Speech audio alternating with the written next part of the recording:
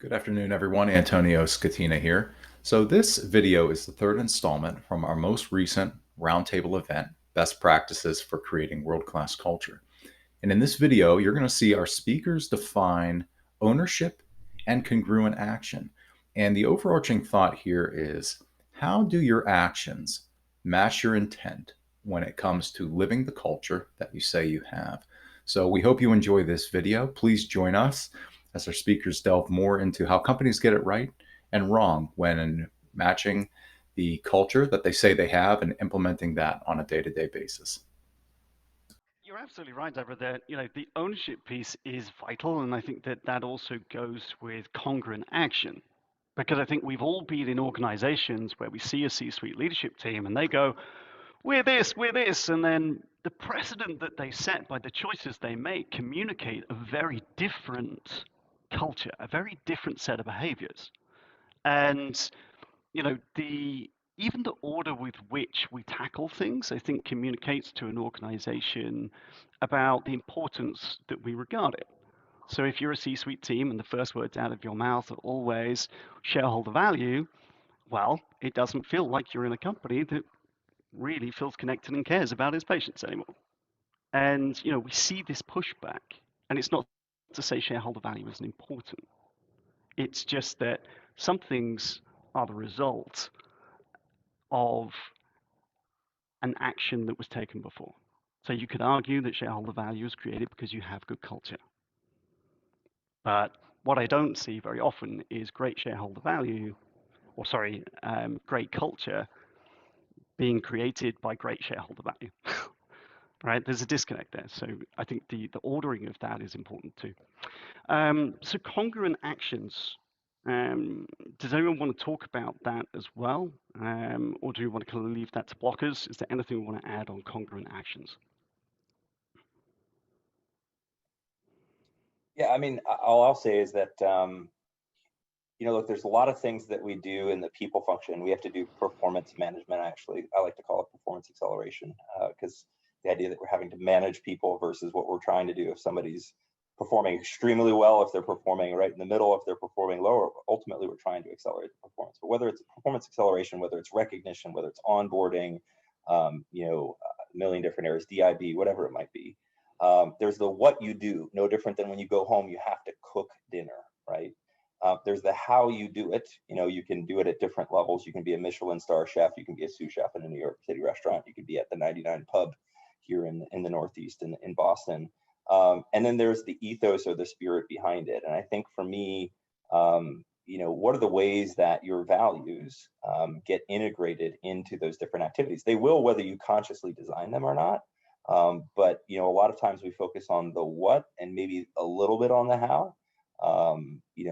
The differentiation for me is how authentically do the values show up and how meaningfully do they within those different areas. And then what's the spirit behind it too, right? Is it just something that we're doing to check the box because it's a practice that's out there at a different organization? Or is it something that we really believe? I mean, there's that feeling you get when you go home for Thanksgiving dinner. And it's not just that warm and fuzzy feeling, right? It's the soulfulness, the intent, the authenticity that's there. How does that really kind of come through within the practices that you make? And then what are the ways that you can actually have it show up on a day-to-day basis? Like, that's actually a really challenging thing of when people are in a meeting and the values are happening. How do you recognize that? Almost as simple as somebody orders an Uber. I mean, we live in an HR practice, generally speaking, that is trying to catch up to the digital experience of our personal lives. Like, how can we actually use digital tools and methods to make it easier for people to really call out cultural actions as they're happening in a way that holds them up? Because if we value them, we either value them and showing them up on a daily basis, or we aren't, right? And so it's a interesting thought around how do we try to accelerate ownership or enhance ownership, I should say, through some of those different cultural practices. I think another piece too, you used the definition earlier, Alex, of if number two is the talk, here's the walk, or vice versa. But I think that, this is where the rubber meets the road. These are the hard decisions. We have employees that on paper look really good, but, are just assholes to people? Do we keep them? How does that affect our environment? And those are hard decisions when it's tough to find a biostat person, but this person is, not getting along well, and it's constantly, an issue. How do we take action against that? And I think that is what defines and what employees watch for, and how your culture is defined of, do you really mean it? Are you really willing to take that action and to say we want A, and to put that in practice every single day? Because it's not easy. And that's, it's a bit like being on a diet and saying, no, I will not have that chocolate. I mean, it sounds great on Sunday night and we all have a plan, but then Monday morning when the chocolate comes around, it's a lot harder. So I think the ownership and the action piece really need to be thought through, because, this is where the rubber meets the road. And so trying to slowly move people in a direction of a defined culture, this is where the action happens. Yeah, I agree with that, Kristin. And touching back on something Brad said earlier too, and hopefully, Alex, I'm not getting into the blockers here, but I think that anytime we're creating a culture or trying to build that culture and you're seeking input from employees, the biggest mistake any company can make is when you get that input and then you don't take action on it. And it has to be a visible action, right? So people have to see that you're actually changing or listening to them, right? But again, that gets into the blockers a little bit, because if you don't do that, it disrupts your culture. Yeah, and so what I wanted to add was around this, it is probably one of the hardest parts of this whole puzzle we're talking about today. And probably the area where I've seen the most failure. Your intent is sometimes different than the way we act every day. And it might not be, we're not doing it deliberately, we just don't realize it. And what I mean by that is it's what we've all been talking about, the what and the how. So when you promote leaders who are incredibly technical, as KG were talking about, they are superstars, they have everything on paper, but they leave a trail of dead bodies along the way that generally end up in our offices, let's be real. That's not in step with the culture or the values that you are talking about, that you said you wanted to embody every day. But it's a very clear message to the organization.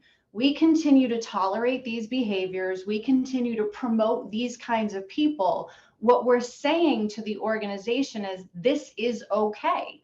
You are setting up a culture, a subculture, and tolerating behaviors that might be in direct conflict with what you believe your values are around integrity, respect, these things that we call table stakes. So it's the way we make decisions. And Brad, I loved that term, performance acceleration. It's how we promote people. It's how we reward them. Again, I'm jumping ahead. Sorry, Alex. That's all right. That's where we're going. It is the actions we take every day, the things we not only tolerate, but we actually promote. We have to stop and ask ourselves, is this in correlation with or in conflict with who we say we are as an organization? And again, this is where I feel a lot of companies fall short until someone calls it out and says, hey, we say we want to be innovative, but we've had to ask 14 different people to sign off on this email. I'm sure we've all experienced that.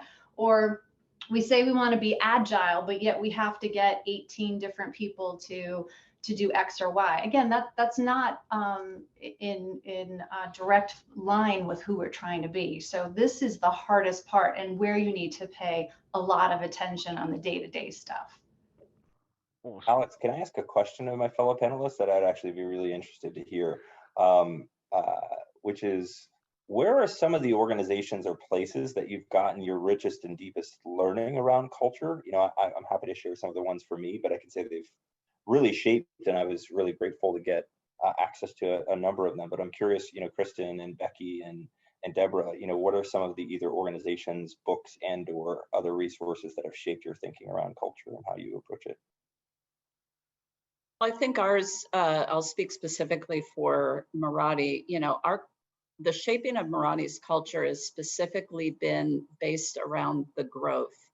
2 years ago, we're 150 employees, very family oriented, and all of a sudden we find ourselves just south of 600 remote, different arms of the business being added on. And I think that is redefined our culture.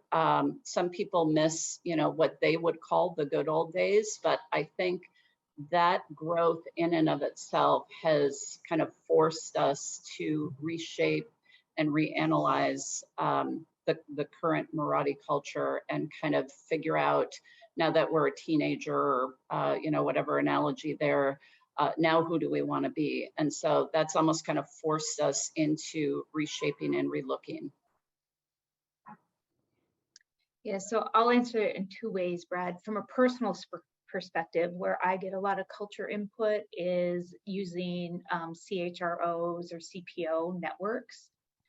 It's really great, I think, to hear what other companies are doing, because that just, for me, it helps, think about, is that something we should do, or how would that work here?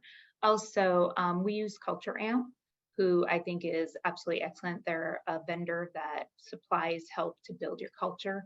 They have a lot of tools that we use. And then just, things like using engagement surveys, HBR articles, all that feeds into the knowledge base. But when it comes to culture, the thing that I'm really big about is having that employee experience.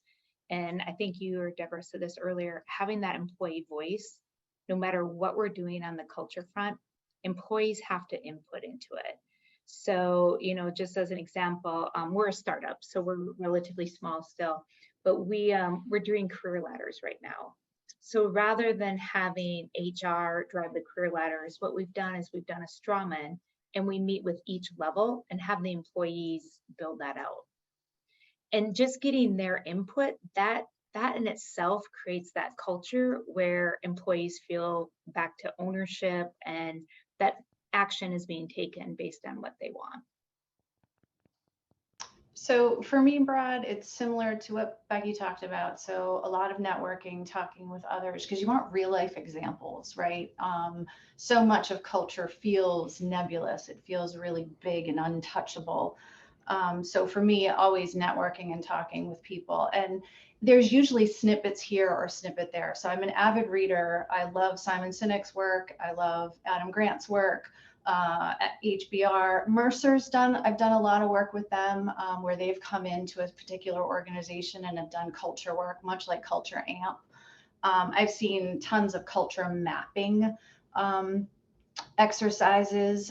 So if anyone wants tidbits on those, I'm happy to share. I have some templates I've used in the past. But for me, I take all of the nuggets that sort of stand out, and I then create what makes sense where I am today, the organization I'm with today. And it's my own personal experiences, because while we're talking about corporate culture, I'm very much influenced by the culture of my upbringing. I'm 100% Portuguese. My parents are immigrant. And so working for global companies, it's not just about the corporate culture. There are subcultures and there's regional cultures. We were joking about the Red Sox earlier, but there are lots of other little things that sort of influence this. So for me, it's just being open to learning and knowing that I don't have all the answers and just taking each of those nuggets, something that resonates with me that day. I'll admit it could be a TikTok. I'm going to put it out there. Could be. Do not tell my teenagers I said that. But it's grasping all of those experiences and figuring out how it plays into what's happening at work in terms of culture. So that's how I would answer. But I'd love to hear how you would answer that question. Great question. Yeah, no, it was very similar to yours.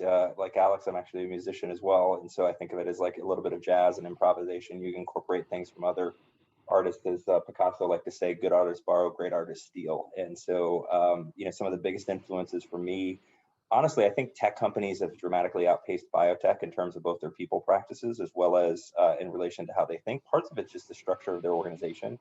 Their product development lifecycle is so much faster than ours. It demands a different type of organizational responsiveness. And so I think it's met, they've just been pushed a little farther there. So the Netflix culture deck, which is freely available to anybody, you can go and download that. That was kind of one of the first times that really opened my thinking, not just around culture and cultural definition.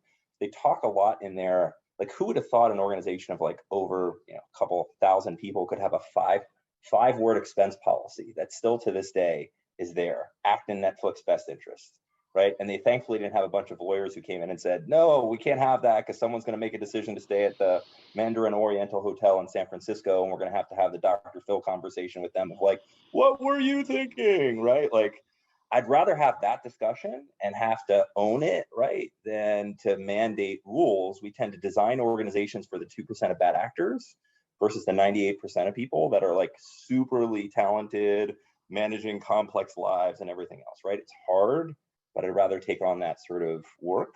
So that was interesting. I think HubSpot actually has done a nice job of that too, and building on some of what Netflix has done. Marcus Buckingham was the individual who actually came up with the term of a performance acceleration. I both love and hate Marcus. I think there's some genius things that he says, and I think there's also some stuff that he's just off on the rails. But 9 Lives About Work is a really cool book, and some of the ADP research that he does is cool.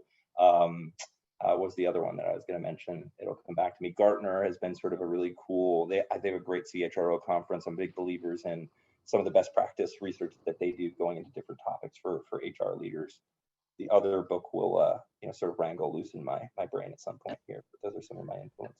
I would add TripAdvisor. TripAdvisor has done a lot around culture. And for those of you that have not read the Netflix culture guide, I would highly recommend it. It's great. There's also a podcast where Reed Hastings was interviewed, as was, Sheryl Sandberg's work is really great. So Podcaster is another place where you can actually get a lot of really good insight from other leaders. But for those of you that have not read it, I would definitely recommend the Reed Hastings Netflix guide. It's great. Oh yeah, the other one was The Open Organization. It's a book by the founder of Red Hat, Ken Whitehurst, about creating meritocracy, which is kind of an interesting type of go slow to go fast. How do you bring it?